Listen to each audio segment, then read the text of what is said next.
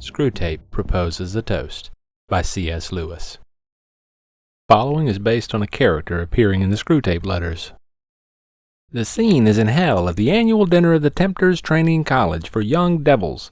The principal, Dr. Slupgob, has just proposed the health of the guests. Screwtape, a very experienced devil who is the guest of honor, rises to reply. Mr. Principal, your eminence, your disgraces, my thorns, shadies, and gentle devils. It is customary on these occasions for the speaker to address himself chiefly to those among you who have just graduated and who will very soon be posted to official tempterships on earth. It is a custom I willingly obey. I well remember with what trepidation I awaited my own first appointment. I hope and believe that each one of you has the same uneasiness tonight. Your career is before you. Hell expects and demands that it should be, as mine was, one of unbroken success. If it is not, you know what awaits you. I have no wish to reduce the wholesome and realistic element of terror, the unremitting anxiety, which must act as the lash and spur to your endeavors. How often you will envy the humans their faculty of sleep! Yet at the same time, I would wish to put before you a moderately encouraging view of the strategical situation as a whole. Your dreaded principal has included in a speech full of points something like an apology for the banquet which he has set before us. Well, gentle devils, no one blames him. It would be in vain to deny the human souls on whose anguish we have been feasting tonight were of pretty poor quality. Not all the most skillful cookery of our tormentors could make them better than insipid. Oh, to get one's teeth again on a Farinata, a Henry VIII, or even a Hitler. There was a real crackling there, something to crunch, a rage, an egotism, a cruelty only just less robust than our own. It put up a delicious resistance to being devoured. It warmed your innards when you'd got it down. Instead of this, what have we had tonight? There was a municipal authority with graft sauce, but personally I could not detect in him the flavor of a really passionate and brutal avarice, such as delighted one in the great tycoons of the last century. Was he not unmistakably a little man, a creature of the petty rake-off, pocketed with a petty joke in private and denied the stalest platitudes in his public utterances, a grubby little non-entity who had drifted into corruption, only just realizing that he was corrupt, and chiefly because everyone else did it? Then there was the lukewarm casserole of adulterers. Could you find in it any trace of a fully inflamed, defiant, rebellious, insatiable lust? I couldn't. They all tasted to me like undersexed morons who had blundered or trickled into the wrong beds in automatic response to sexy advertisements, or to make themselves feel modern and emancipated, or to reassure themselves about their virility or their normalcy, or even because they had nothing else to do. Frankly, to me who have tasted Messalina and Casanova, they were nauseating. The trade unionist stuffed with sedition was perhaps a shade better. He had done some real harm. He had, not quite unknowingly, worked for bloodshed, famine, and the extinction of liberty. Yes, in a way, but what a way! He thought of those ultimate objectives so little. Towing the party line, self-importance, and above all mere routine were what really dominated his life. But now comes the point. Gastronomically, all this is deplorable, but I hope none of us puts gastronomy first. Is it not, in another far more serious way, full of hope and promise? Consider, first, the mere quantity. The quality may be wretched, but we never had souls, of a sort, in more abundance. And then the triumph. We are tempted to say that such souls, or such residual puddles of what once was a soul, are hardly worth damning. Yes, but the enemy, for whatever inscrutable and perverse reason, thought them worth trying to save. Believe me, he did. You youngsters who have not yet been on active duty have no idea with what labor, with what delicate skill each of these miserable creatures was finally captured. The difficulty lay in their very smallness and flabbiness. Here were vermin so muddled in mind, so passively responsive to environment, that it was very hard to raise them to that level of clarity and deliberateness at which mortal sin becomes possible. To raise them just enough, but not that fatal millimeter of too much, for then, of course, all would possibly have been lost. They might have seen, they might have repented. On the other hand, if they had been raised too little, they would very possibly have qualified for limbo, as creatures suitable neither for heaven or hell, things that, having failed to make the grade, are allowed to sink into a more or less contented subhumanity forever. In each individual choice of what the enemy would call the wrong turning, such creatures are at first hardly, if at all, in a state of full spiritual responsibility. They do not understand either the source or the real character of the prohibitions they are breaking. Their consciousness hardly exists apart from the social atmosphere that surrounds them. And of course, we have contrived that their very language should be all smudge and blur. What would be a bribe in someone else's profession is a tip or a present in theirs. The job of their tempters was first, of course, to harden these choices of the hellward roads into a habit by steady repetition. But then, and this was all important, to turn the habit into a principle the creature is prepared to defend. After that, all will go well. Conformity to social environment, the first merely instinctive or even mechanical, how should a jelly not conform, now becomes an unacknowledged creed or ideal of togetherness, or being like folks.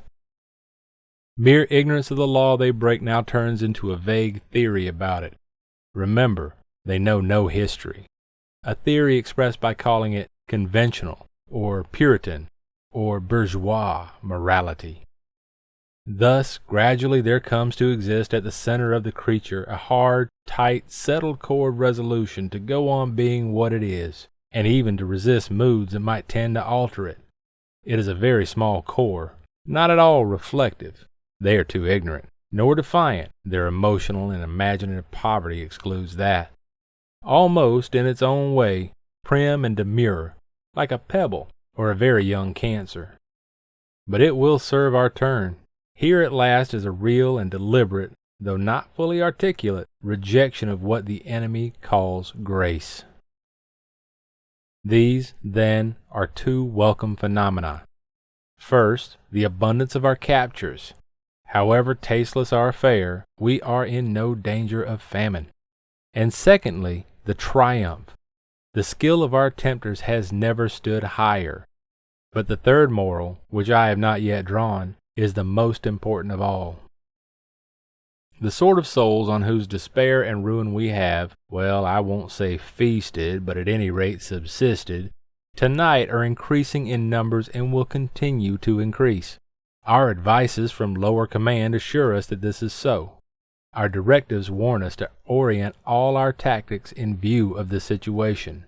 The great sinners, those in whom vivid and genial passions have been pushed beyond the bounds and in whom an immense concentration of will has been devoted to objects which the enemy abhors, will not disappear, but they will grow rarer. Our catches will be ever more numerous, but they will consist increasingly of trash which we should once have thrown to Cerberus and the hellhounds as unfit for diabolical consumption.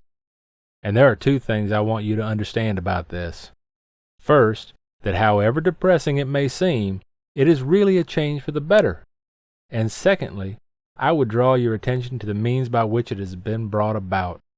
It is a change for the better. The great and toothsome sinners are made out of the very same material as those horrible phenomena, the great saints. The virtual disappearance of such material may mean insipid meals for us, but is it not utter frustration and famine for the enemy? He did not create the humans. He did not become one of them and die among them by torture in order to produce candidates for limbo, failed humans. He wanted to make them saints, gods, Things like himself. Is the dullness of your present fare not a very small price to pay for the delicious knowledge that his whole great experiment is petering out? But not only that, as the great centers grow fewer and the majority lose all individuality, the great centers become far more effective agents for us. Every dictator or even demagogue, almost every film star or crooner, can now draw tens of thousands of the human sheep with him. They give themselves, what there is of them, to him, in him, to us. There may come a time when we shall have no need to bother about individual temptation at all, except for the few. Catch the bellwether, and his whole flock comes after him. But do you realize how we have succeeded in reducing so many of the human race to the level of ciphers? This has not come about by accident. It has been our answer, and a magnificent answer it is, to one of the most serious challenges we ever had to face. Let me recall to your minds what the human situation was in the latter half of the 19th century, the period at which I ceased to be a practicing tempter and was rewarded with an administrative post. The great movement toward liberty and equality among men had by then borne solid fruits and grown mature. Slavery had been abolished. The American War of Independence had been won. The French Revolution had succeeded. In that movement there had originally been many elements which were in our favor, much atheism, much anti-clericalism, much envy and thirst for revenge, and some, rather absurd, attempts to revive paganism were mixed in it. It was not easy to determine what our own attitude should be. On the other hand, it was a bitter blow to us, and still is, that any sort of men who had been hungry should be fed, or any who had long worn chains should have them struck off. But on the other hand, there was in the movement so much rejection of faith, so much materialism, secularism, and hatred that we felt we were bound to encourage it. But by the latter part of the century the situation was much simpler, and also much more ominous. In the English sector, where I saw most of my front-line service, a horrible thing had happened. The enemy, with his usual sleight of hand, had largely appropriated this progressive or liberalizing movement and perverted it to his own ends. Very little of its old anti-Christianity remained. The dangerous phenomenon called Christian socialism was rampant. Factory owners of the good old type who grew rich on sweated labor, instead of being assassinated by their work people, we could have used that, were being frowned upon by their own class. The rich were increasingly giving up their powers, not in the face of revolution and compulsion, but in obedience to their own consciences. As for the poor who benefited by this, they were behaving in a most disappointing fashion. Instead of using their new liberties, as we reasonably hoped and expected, for massacre, rape, and looting, or even for perpetual intoxication, they were perversely engaging in becoming cleaner, more orderly, more thrifty, better educated, and even more virtuous. Believe me, gentle devils, the threat of something like a really healthy state of society seemed then perfectly serious. Thanks to our Father below, the threat was averted. Our counterattack was on two levels. On the deepest level, our leaders contrived to call into full life an element which had been implicit in the movement from its early days. Hidden in the heart of this striving for liberty there was also a deep hatred of personal freedom. That invaluable man Rousseau first revealed it.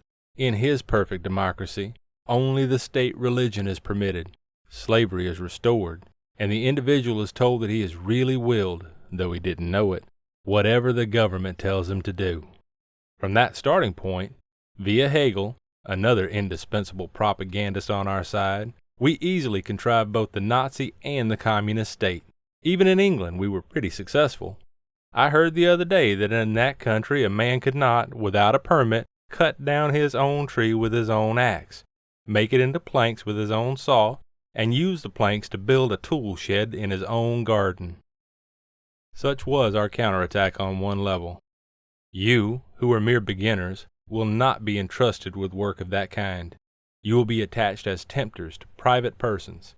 Against them, or through them, our counterattack takes a different form.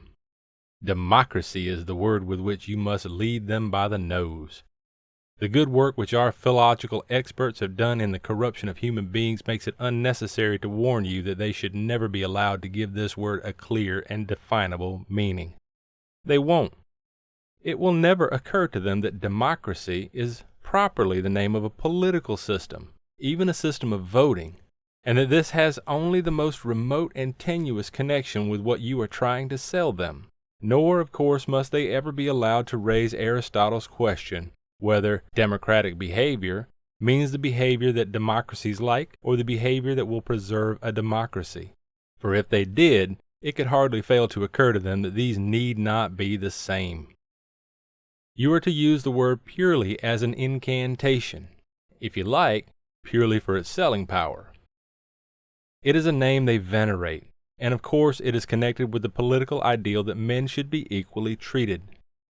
You then make a stealthy transition in their minds from this political ideal to a factual belief that all men are equal, especially the man you were working on. As a result, you can use the word democracy to sanction in his thought the most degrading, and also the least enjoyable, of human feelings. You can get him to practice, not only without shame, but with a positive glow of self-approval, conduct which, if undefended by the magic word, would be universally derided. The feeling I mean is, of course, that which prompts a man to say, "I'm as good as you." The first and most obvious advantage is that you thus induce him to enthrone at the center of his life a good, solid, resounding lie. I don't mean merely that his statement is false. In fact, that he is no more equal to everyone he meets in kindness, honesty, and good sense than in height or waist measurement. I mean that he does not believe it himself. No man who says, "I'm as good as you," believes it. He would not say it if he did. The Saint Bernard never says it to the toy dog, nor the soldier to the dunce, nor the employable to the bum, nor the pretty woman to the plain. The claim to equality outside the strictly political field is made only by those who feel themselves in some way inferior. What it expresses is precisely the itching, smarting, writhing awareness of an inferiority which the patient refuses to accept, and therefore resents. Yes, and therefore resents every kind of superiority in others, denigrates it, wishes its annihilation. Presently he suspects every mere difference of being a claim to superiority. No one must be different from himself in voice, clothes, manners, recreations, choice of food. Here is someone who speaks English rather more clearly and euphoniously than I. It must be a vile, upstage, la-dee-da affectation. Here's a fellow who says he doesn't like hot dogs, thinks himself too good for them, no doubt. Here's a man who hasn't turned on the jukebox. He's one of those goddamn highbrows and is doing it to show off. If they were honest-to-God all-right Joes, they'd be like me. They've no business to be different. It's undemocratic. Now, this useful phenomenon is in itself by no means new. Under the name of envy, it has been known to humans for thousands of years. But hitherto they always regarded it as the most odious and also the most comical of vices. Those who were aware of feeling it felt it with shame. Those who were not gave it no quarter in others. The delightful novelty of the present situation is that you can sanction it, make it respectable and even laudable by the incantatory use of the word democratic. Under the influence of this incantation, those who are in any or every way inferior can labor more wholeheartedly and successfully than ever before to pull down everyone else to their own level. But that is not all. Under the same influence, those who come, or could come, nearer to a full humanity actually draw back from fear of being undemocratic. I am credibly informed that young humans now sometimes suppress an incipient taste for classical music or good literature because it might prevent their being like folks. That people who would really wish to be, and are offered the grace which would enable them to be, honest, chaste, or temperate, refuse it. To accept might make them different, might offend against the way of life, take them out of togetherness, impair their integration with the group. They might, horror of horrors, become individuals. All is summed up in the prayer which the young female human is said to have uttered recently. "Oh God, make me a normal 20th century girl."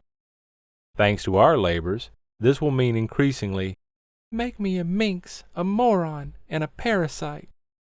Meanwhile, as a delightful byproduct, the few, fewer every day, who will not be made normal or regular or like folks or integrated increasingly become in reality the prigs and cranks which the rabble would in any case have believed them to be. For suspicion often creates what it expects. "Since, whatever I do, the neighbors are going to think me a witch or a communist agent, I might as well be hanged for a sheep as a lamb and become one in reality."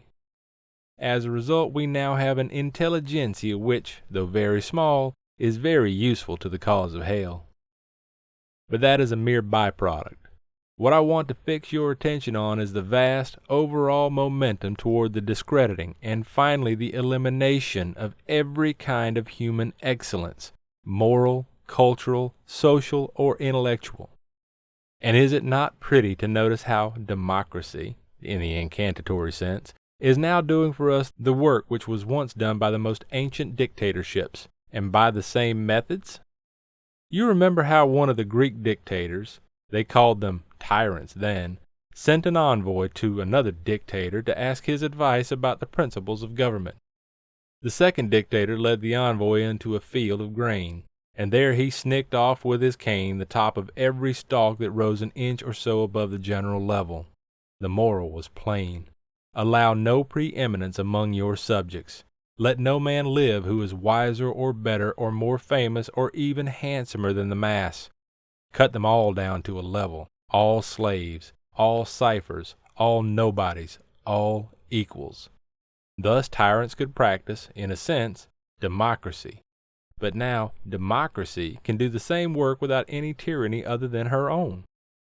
No one need now go through the field with a cane. The little stalks will now by themselves bite the tops off the big ones. The big ones are beginning to bite off their own in desire to be like stalks. I have said that to secure the damnation of these little souls, these creatures that have almost ceased to be individual, is a laborious and tricky work. But if proper pains and skill are expended, you can be fairly confident of the result. The great sinners seem easier to catch, but then they are incalculable.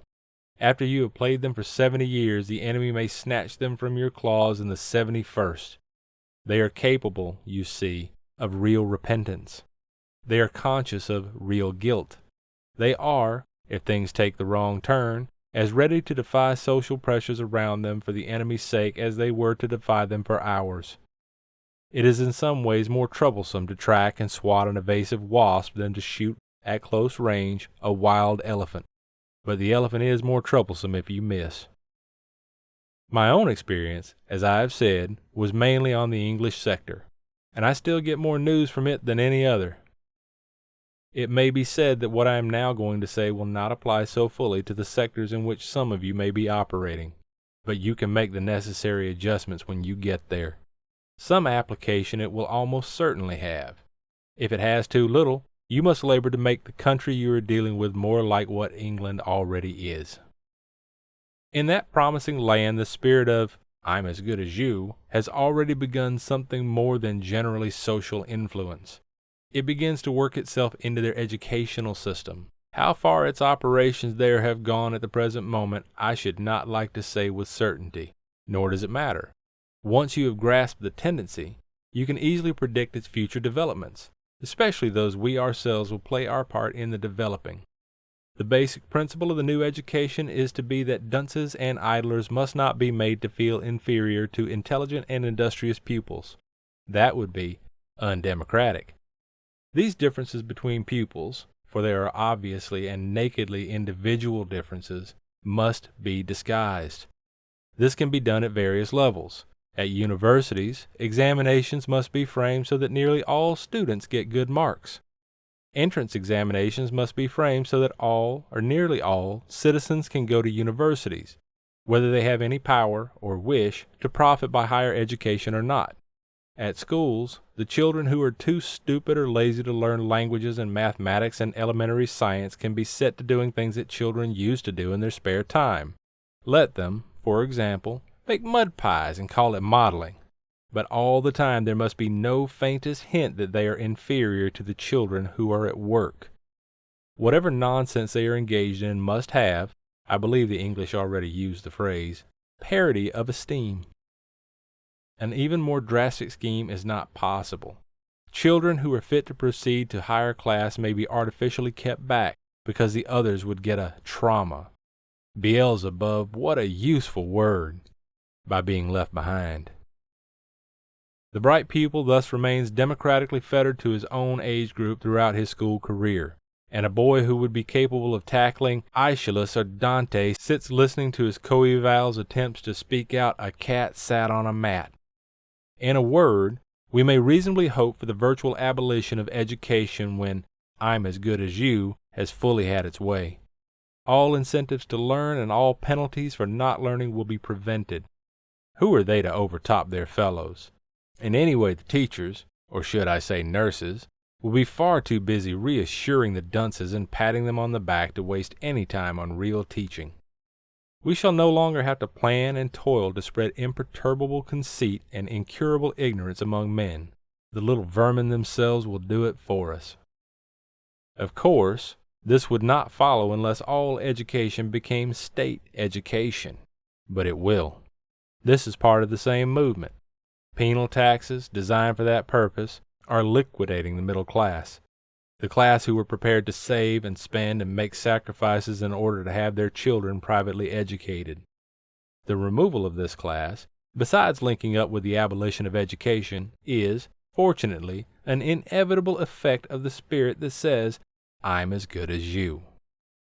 This was, after all, the social group which gave the humans the overwhelming majority of their scientists, physicians, philosophers, theologians, poets, artists, composers, architects, jurists, and administrators. If ever there were a bunch of stalks that needed their tops knocked off, it was surely they. As an English politician remarked not long ago, "A democracy does not want great men." It would be idle to ask of such a creature whether by want it meant need or like. But you had better be clear, for here Aristotle's question comes up again. We, in hell, would welcome the disappearance of democracy in all the strict sense of that word, the political arrangement so-called. Like all forms of government, it often works to our advantage, but on the whole less often than other forms. And what we must realize is that democracy, in the diabolical sense, "I'm as good as you," being like folks, togetherness, is the fittest instrument we could possibly have for extirpating political democracies from the face of the earth.